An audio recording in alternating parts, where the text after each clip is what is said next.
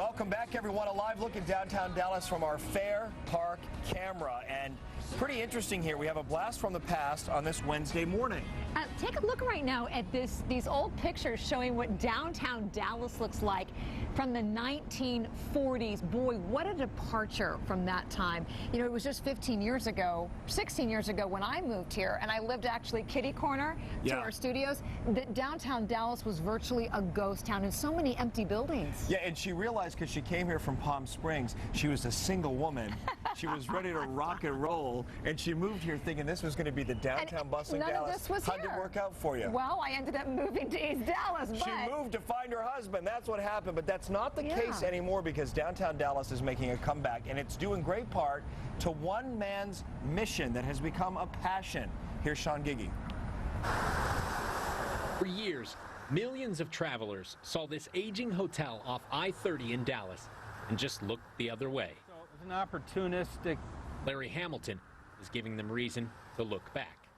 I saw the same thing they did, but I guess I saw the possibilities of changing it.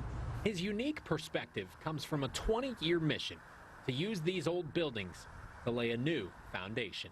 We're into changing neighborhoods, not just changing a building.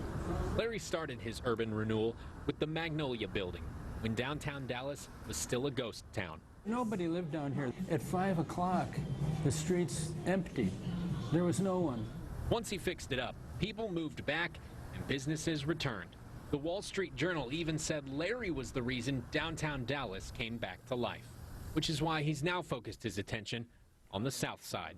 A visit to a hotel and a museum at the same time. What was once a declining Ramada is now a thriving Lorenzo. A hotel with old bones, but new style. This is where Andy Warhol meets Alice in Wonderland. Larry's whimsical spin on art and design is everywhere. There's an eyeball theme going here.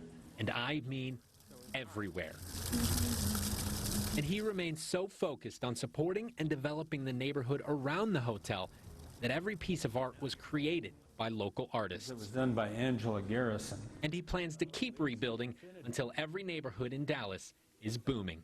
What life is about is trying to leave the place better than you found it. Can't wait to see what he finds next. John Giggy, Channel 8 News Daybreak.